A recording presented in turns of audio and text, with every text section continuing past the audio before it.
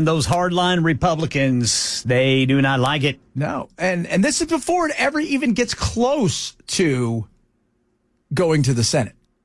So the Freedom Caucus wants no part of it because it doesn't cut enough. And so there's not a lot there. Well, and they want that work for benefit to be triggered sooner than it is right now in the bill. Yeah, because it gives it to what? Is it 2009? Yeah. 29, I think? Yeah, which means it could be completely scrapped under a new administration. And they're like, they're not touching Medicaid. And then did you see Josh Hawley? He's like, they're touching Medicaid, and I'm not going to vote for that. And it's not just work, making it more expensive. Touch it. Go ahead. See what happens. Steve Bannon has said it for years. The minute you touch Medicaid and you don't fix it, but you start taking it away, there are a lot of, as you said, a lot of MAGA relies on Medicaid, and you're going to pay the price. It's a really great way for them to guarantee that they will lose the midterms. Yeah. Yeah. And you know, I don't envy Mike Johnson because you're damned if you do and damned if you don't. You are, man, with this thin of a majority. Yeah. People used to get stuff done back in the day because you could be part of a caucus where you could lose 8 people and you're like, we got a 15 seat majority. It doesn't care. Yeah, big deal. Now it's like you lose 1, you're like, we're done. Yeah, it's all over. And this is before it ever gets into the Senate, and the Senate is going to be a whole nother beast altogether. And Josh Hawley's already said no. I won't touch it. Because he recognizes what the potential is in this. And there's still July is when they're hoping to get to vote on this. July. They can't do anything. You want to know why? Look, for all the stuff that Trump has done, we had John Spicer on yesterday. After a while, man, all you're doing is he's writing all of these executive orders that can all be undone at the swipe of a pen. Just like that. Just like he did with a lot of Biden's executive orders. And just like Biden did with him. Yeah. Right? I mean, this is it. You've decided to give away your power and to not be on record for anything. But it's a big, beautiful bill. They can't even, the House is a mess. Senate's going to be worse. And those changes will result, according to the Congressional Budget Office, in about 8 million people losing their Medicaid health insurance. But the work requirements, at least, don't kick in until 2029. And so that late delay on the work requirements and a number of other things was enough to anger some Republican hardliners who now say that they don't like this bill that their own party is writing and hoping to pass. And that's before the next committee gets it and takes stuff out and adds stuff to it. And it just doesn't cut. This is where, so we've had this flurry of executive orders. Now it's getting down to where Congress needs to start doing something, and this is where everything's going to get mired down. This is where it is. I mean, if you can't pass, because usually you get one, right? Like you get one big bill that you pass, and then maybe a couple other little ones. But then eventually people get angry. You got too much power. And what ends up happening? We as a nation are very fickle. We give the other side some power, and away they go. They're not even going to be able to do this. They're not. And Trump wants these tax cuts so bad. Oh, this is huge. This is massive. But to do what he wants to do, he's already said, well, you can't touch Medicaid. You can't do it. But I think there's plenty of people in there that want to touch it, but they're terrified. Like they want to, like they can taste it. Like, ooh, we can do this.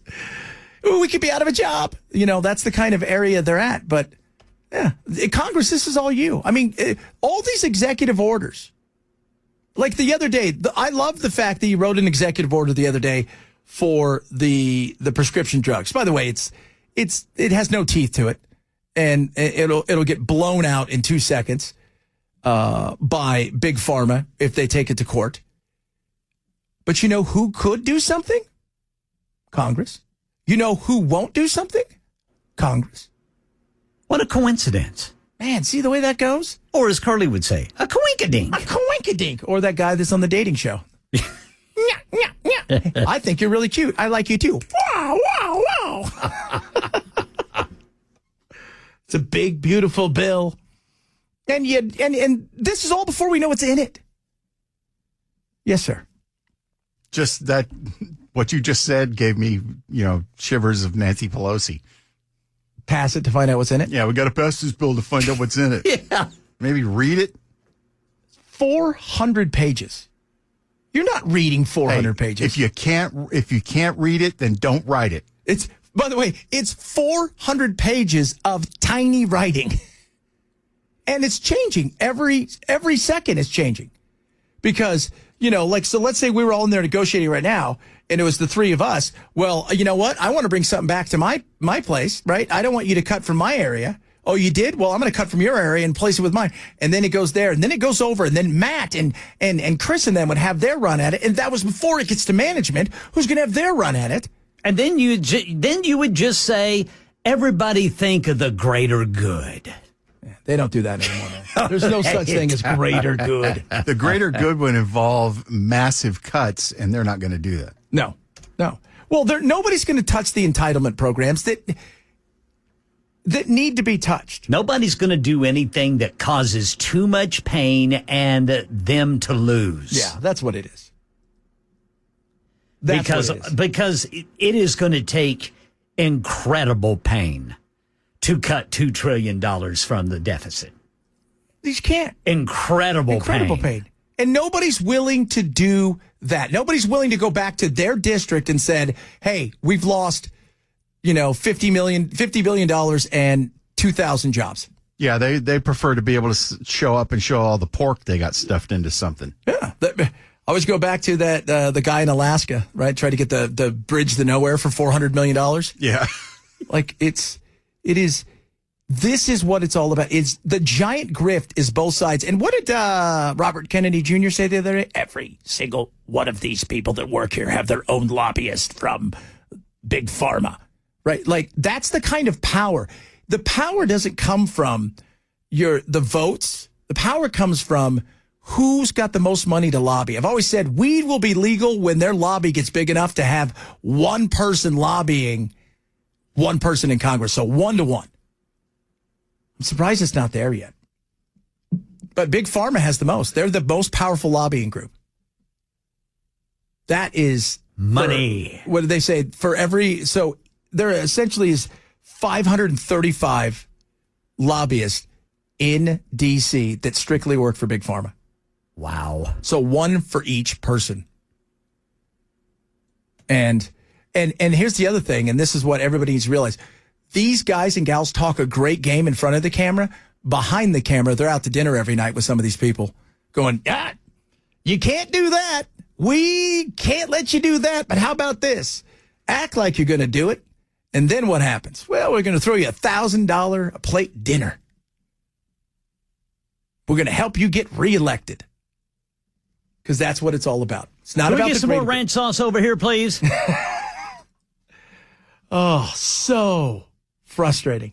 And Trump also understands if I don't get this through, right? Because on top of all of that, like you said, the broken promise is already coming. I saw today the seniors. What about no tax on Social Security? No tax on tips. What about this? Oh, no tax on overtime. All of these are lies. You guys are putting taxes out there. And then SALT. For those of you guys that don't know what SALT is, because we don't have it here, but that's state and local tax. And usually those are the big blue states where you're able to, when Trump got into office last time, he capped it at $10,000. So if let's just say you made $500,000 and your state tax was 10%, you could have taken that $50,000 and put it towards your federal and as a write-off. Now it's only $10,000. And now they're battling it. They want to move it to $30,000, and they're already saying, nope, that's dead. That's never going to happen. And Trump understands if he doesn't get this stuff through and he doesn't keep some of those promises, this is going to cost him. Made a lot of promises, and here's the thing. You made promises, and people believed you. And it sounds like some people are going to hold their feet to the fire. There's got to be some accountability. Somewhere.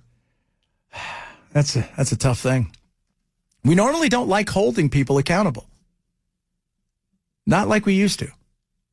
But I just don't think, I think this thing's going to fall apart before it gets there. And they're going to have to slim it down and see what happens. And this is all before, once they get this through, here comes another budget that has to be done. Well, and then remember President Trump's interesting post to Truth Social last week, where he said, he indicated he would be okay with taxing the quote unquote wealthy, but Republicans probably shouldn't do it, but I'd be okay with it. Yeah.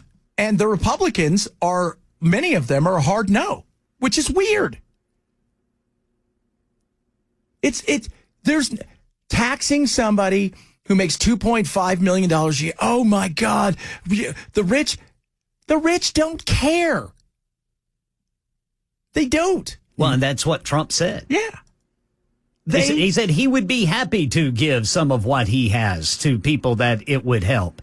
But, the pushback would be something he says Republicans probably shouldn't do it, but I'd be okay with it. Yeah, it's that kind of weird, I wouldn't say no, but I wouldn't say yes. If you did it, I'm not going to complain, but if you didn't do it, The problem, though, is that no matter what you give government, it just decides to waste it and then take even more. You know what I would love to see just once? Where 1 year somebody goes, all right, here's the deal. We're going to let everybody choose where you want your tax money to go. Oh, that would be brilliant. Just for 1 year. I would send it right back into my own pocket. I'd say me. Yeah. Okay. No, that would be the problem. So, but no, if you had to choose okay, I want my money to go only to defense, or I want my money to go to education, or to healthcare, or to whatever. I would like to see because the talk is always about this, that, and the other, where it would actually go. Yeah. Because right now, I would say Social Security. Yeah, Social Security. Because I'm getting close. So, here's a perfect example of Social Security. Take the cap off.